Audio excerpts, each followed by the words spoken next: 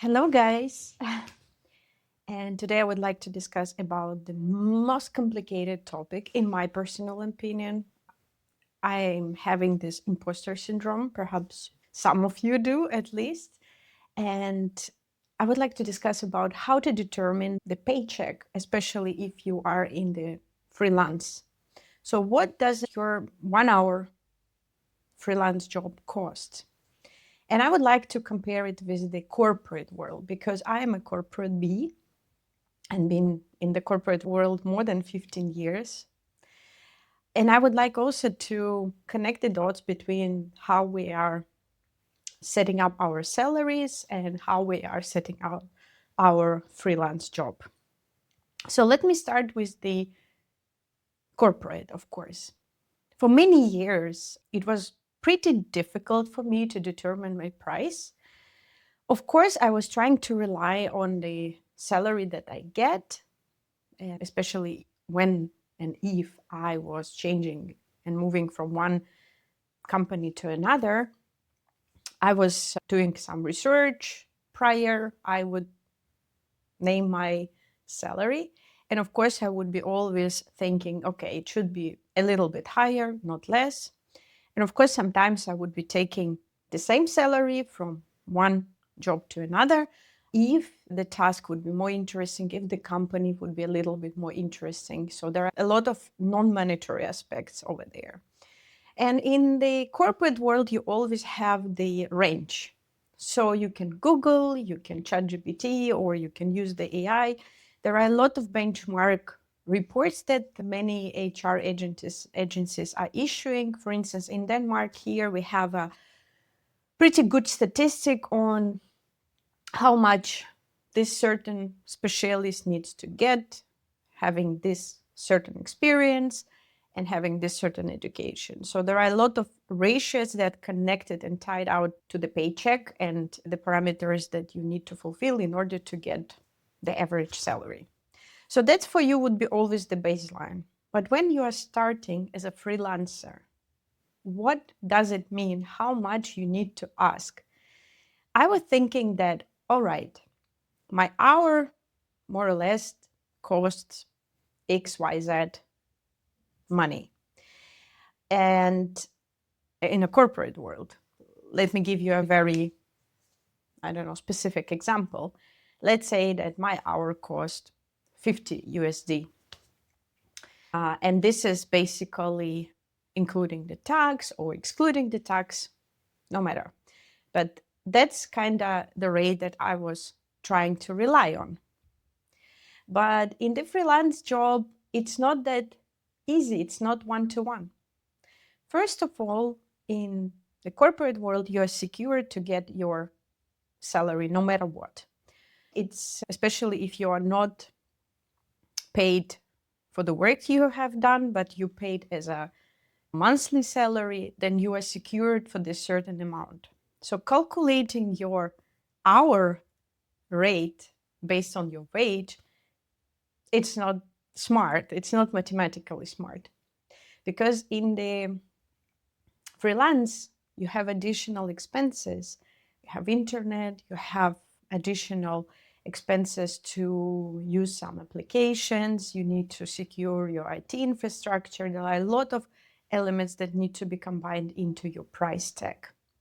Then on another hand, as I said, in the corporate world, you do have a salary, it is secured. So let's assume you will get 5,000 USD at the end of the month. But in the freelance job, you are not secured because you need to find the same number of clients. Let's say coming back to the 50 USD per hour, you need to secure 100 hours with the client, which could be not the case, especially when you're starting. So then you need to have the basis. You need to survive somehow. You need to earn maybe not the same money. And what I read and what I heard for the newly started freelancers, and especially in the consulting field, in the beginning, maybe even approximately 1 year, you will be getting less than you have gotten in your corporate life. with your corporate salary. If you're lucky enough and if you already had a substantial client base and you have already ongoing projects, then of course you can secure that amount. But if it's not, and if you are not moving, let's say, very naturally from corporate world to the freelance, that's also could be a big problem. So I'm trying myself to do it gradually, but sometimes it's very difficult. First of all, if you have the full-time job, you cannot get a lot of customers at the same time. You cannot advertise a lot. So you can work either during the weekend or in your spare time, in the evenings or early mornings. So for me, it helps that I do have a projects that are having the time difference. So compare with the local time. So that's why I can leverage with that. But then you're sacrificing with your sleep or with your family time. And this is very much important also to define and to remember that it is the sacrifice.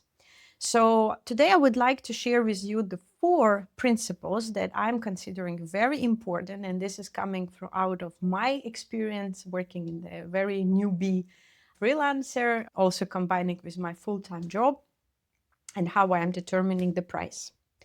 So again, coming back to my imposter syndrome, right? I was always ashamed to name the price. So I was working a lot in the corporate world. So I would like to skip that part. If you are interested, just leave some notes and comments. Then I can elaborate on that more. But in the freelance job, you're feeling even worse because you're feeling you're newly established company. Nobody's going to purchase you. And that's a trap that you should avoid. You need to start with charging for the pure hour. So basically, as I already mentioned, your hour in the corporate is not equal to your hour in freelance. So for the freelance, let's assume you have a call with the client where you're explaining some strategy or advising, and it is the 1 hour Zoom call. But on the other hand, it's not a pure hour because you need to get prepared for that hour. You need to follow up. You need to do some research. You need to prepare some working papers, depending on the request. So you need to calculate that invisible hours embedded into your rate. So basically, there is a very good benchmark for that. It's 1.7 equal to 1 hour. So you're charging as if you're charging for 1.7. Of course, you're not disclosing it to the client because a client doesn't need to know how much time you spend. So he is paying for your delivery, for your service. So you are defining the rules. And your rule list could be 1.7, 1.5 or 6 or more, maybe 2, depending on the request. You also need to estimate it. And in the beginning, it's very difficult because you don't have the experience, you don't have a background, but try to somehow use it as a baseline, 1.7. Regarding the second advice, I already mentioned that you are considering that you are a newbie freelancer and you're somehow putting it as a equation that you are absolutely fresh specialist. In reality, your client pays for your extensive experience in the field, in the corporate world. It could be 10 years, 20 years, 15 years, different difficult situation that you handled. So they are paying for your, not for your time, not that you're new, but they're paying for your experience and your expertise. So here we can connect very much with the salary. So every time you are moving to another company, you can always ask more because you gained much more experience, new industry, whatever, from the previous jobs. So you're always adding it. So it's a very natural and it's very logical mathematical calculation. The rule number 3, as I already said, don't even calculate based on your old salary and don't even think about this. Again, I got caught in this trap myself when I trying to determine the price based on my previous salary. And I was putting it in an official proposal to the client that this is my hour. In reality, your hour as a freelancer cannot be fixed. So, of course, you can have your internal price list, but better, again, very experienced freelancers are saying that they are not disclosing the hour or giving a very approximate amount, because it also depends on the project to project. In the big four consulting firms, the blended rate is fixed, but because they can afford it, so they have other many different projects are ongoing, that could be, if one project is not that profitable, then it could be leveraged and compensated via another project.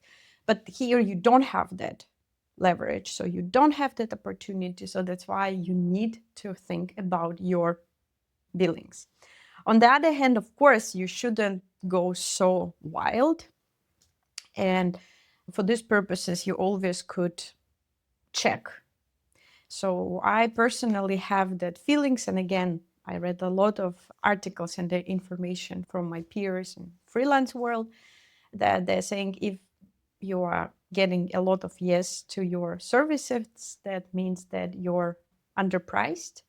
And it's better to get no sometimes, or to hear that it's quite expensive. That's also good feedback, where you can also analyze, okay, maybe I went too far for this specific project, or maybe the client did not understand this complexity of tasks. So that's why it's very much important, this pre-negotiation time.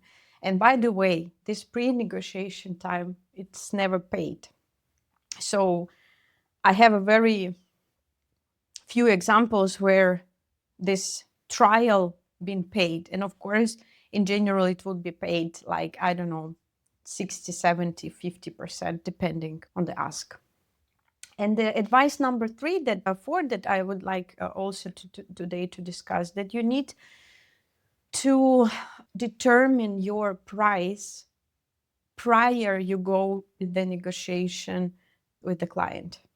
So don't try to come up with the price depending on the conversation. If, for instance, conversation went well, you're like very happy, and then you're a little bit bumping up your price. But it's very much felt by the client that now you're trying to play, or if you're very insecure and you're trying to find the price, that's also very much felt. So be ready for the conversation with the client and be very, let's say, firm of saying it out loud of this price. So it is easiest to say than to be done.